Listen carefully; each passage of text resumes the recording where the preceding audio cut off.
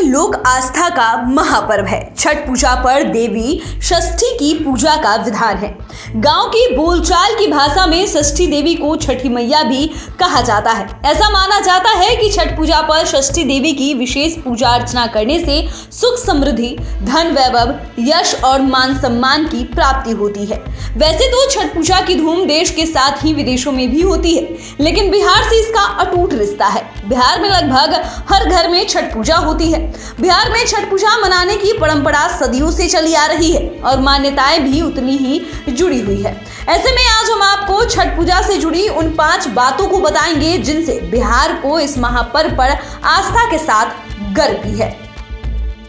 छठ पूजा का महापर्व बिहार में सबसे अधिक प्रसिद्ध है। 4 दिनों तक चले इस लोक आस्था के इस महापर्व की शुरुआत नहाय खाए के साथ होती है, जिसमें नहाय खाए खरना, डूबते व उगते हुए सूरज को अर्घ देने की परंपरा है। पौराणिक बातों और मान्यताओं के अनुसार संतान प्राप्ति को लेकर इस महापर्व के प्रति लोगों में काफी आस्था है और ये आस्था सदियों से चली आ रही है। कहा जाता है कि छठ पूजा का व्रत रखने से निसंतान को संतान सुख की प्राप्ति होती है, साथ में परिवार की खुशहाली का आशीर्वाद प्राप्त होता है। पुराणों के अनुसार संतान को लेकर खुद देव माता अदिति ने छठी मैया का व्रत किया था। ये व्रत उन्होंने कहीं और नहीं बल्कि बिहार के औरंगाबाद स्थित देव मंदिर में ही किया था। उस समय वहां असुरों का राज था। उसी से निजात के लिए देव माता अदिति ने पुत्र प्राप्ति के लिए कड़ी तपस्या की। उनकी तपस्या से खुश होकर छठी मैया ने उन्हें सर्वगुण संपन्न पुत्र के प्राप्त होने का वरदान दिया। इसके बाद सूर्यदेव ने माता अदिति के गर्भ से जन्म लिया। इस वजह से सूर्यदेव का नाम आदित्य पड़ा और आदित्य ही देवसेना बनकर असुरों का संहार किया। उसी समय से देवसेना षष्ठी देवी के नाम पर इस धाम का नाम हो गया। अब बात करते हैं चौथे नंबर की। इस छठ पर्व का महाभारत काल से भी सीधा कनेक्शन है, यानी बिहार में छठ पूजा की प्रथा महाभारत काल से जुड़ी हुई है। पौराणिक कथाओं के अनुसार सूर्यपुत्र कर्ण का संबंध बिहार के भागलपुर से माना जाता है। कर्ण को दुर्योधन ने अंगदेश का राजा बनाया था, तब अंगदेश आज का भागलपुर है। राजा कर्ण दानवीर के रूप में प्रसिद्ध थे। वे सच्ची श्रद्धा से सूर्यदेव की उपासना करते थे और तालाब या नदी के पानी में घंटों खड़ा रहकर भगवान सूर्य को अर्घ देते थे। कहा जाता है कि इसी अर्घ से खुश होकर भगवान सूर्यदेव ने महान योद्धा होने का उन्हें आशीर्वाद दिया था। महाभारत काल से जुड़ी एक अन्य कथा भी है जो पांडव की पत्नी द्रौपदी से जुड़ी हुई है। इस लिस्ट में ये तीसरे नंबर पर है। ये तो आप जानते ही हैं कि दुर्योधन ने पांडव से छल कर सारा राजपाट हड़प लिया था। जुए के चाल में पांडव फंस गए और अपना सब कुछ गवा बैठे। यहाँ तक पांडव अपनी पत्नी द्रौपदी को भी हार गए थे। भगवान कृष्ण की पहल के बाद भी पांडव को उनका राज नहीं लौटाया गया। इसके बाद 12 वर्ष तक वनवास और 1 साल अज्ञातवास रहना पड़ा था। अज्ञातवास के दौरान पांडव बिहार के इलाकों में भी काफी रहे थे। कहा जाता है कि मुंगेर के भीम बांध में अज्ञातवास के दौरान भीम छिपकर रहे थे। पौराणिक कथा के अनुसार जब पांडव जुए में अपना सारा राजपाट हार गए थे तो द्रौपदी ने पुराने वैभव को वापस करने के लिए छठ व्रत किया था। सूर्यदेव की उपासना के बाद ही धीरे धीरे समय चक्र लौटा। हालांकि कर्ण को भी गलती का एहसास हुआ था, लेकिन वो दुर्योधन की गहरी दोस्ती के आगे विवश थे। वहीं बाद में राजपाट तो लौटाया गया, लेकिन 18 दिनों तक चले महाभारत की लड़ाई में कौरव के साथ पांडव ने भी बहुत कुछ गवा दिया।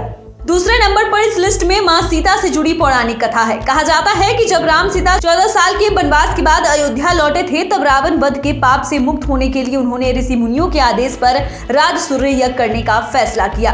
पूजा के लिए उन्होंने मुग्दल ऋषि को आमंत्रित किया था। मुग्दल ऋषि ने मां सीता पर गंगा जल छिड़क कर पवित्र किया और कार्तिक मास के शुक्ल पक्ष की षष्ठी तिथि को सूर्यदेव की उपासना करने को कहा। मुग्दल ऋषि का आश्रम मुंगेर में ही था और यह भी कहा जाता है कि उन्हीं के नाम पर शहर का नाम मुंगेर पड़ा है। तब माता सीता को मुग्दल ऋषि ने छठ व्रत करने का कहा था। वो इसके लिए ऋषि के आश्रम में ही गई थी। मां सीता ने मुग्दल ऋषि के आश्रम में रहकर सूर्यदेव भगवान की पूजा की। इस दौरान उन्होंने पश्चिम की ओर डूबते सूर्य और पूरब की ओर उगते सूर्य की पूजा की, साथ ही अर्घदान किया। आज आश्रम की जगह पर मंदिर बना हुआ है और उसके गर्भगृह में पश्चिम और पूर्व की ओर मां सीता के चरणों के निशान है। मंदिर के गर्भगृह में हर साल 6 माह गंगा के गर्भ में रहता है। हर वर्ष जब गंगा उफान पर होती है तो सीताचल मंदिर डूब जाता है। 6 माह के बाद जब मंदिर का गर्भगृह बाहर आता है तो मां सीता के चरणों के निशान यथावत रहते हैं। अब बात करते हैं पहले नंबर की। ये तो साफ है कि छठ महापर्व में मुख्य रूप से छठी मैया की पूजा होती है और भगवान सूर्यदेव को अर्घ दिया जाता है। माना जाता है कि 4 दिनों तक छठ महापर्व घर परिवार में सुख, शांति और समृद्धि के लिए जानी जाती है। सभी पर्व त्योहार में छठ ही एकमात्र ऐसा पर्व है जिसमें डूबते हुए सूर्य को भी अर्घ दिया जाता है। लेकिन लोग आज भी जानने को उत्सुक रहते हैं कि छठी मैया की पूजा में भगवान सूर्य को अर्घ क्यों दिया जाता है। पौराणिक मान्यता है कि छठी मैया भगवान सूर्यदेव की बहन है। यही कारण है कि छठ पर्व पर सूर्यदेव की उपासना विशेष फलदायी होती है। दरअसल षष्ठी देवी को ही छठी मैया कहा जाता है। इन्हें ब्रह्मा की मानस पुत्री भी कहा गया है, जो निसंतानों को संतान प्रदान करती है। जन्म के छठे दिन मनाई जाने वाली छठी के मौके पर भी षष्ठी देवी की ही पूजा की जाती है। माँ छठी को कात्यायनी नाम से भी जाना जाता है। नवरात्रि को षष्ठी तिथि को इन्हीं की पूजा की जाती है। तो फिलहाल के लिए इतना ही। अगर आपने अभी तक चैनल को सब्सक्राइब नहीं किया है तो सब्सक्राइब कर ले। फेसबुक पेज को लाइक करना ना भूले। वीडियो देखने के लिए आपका धन्यवाद।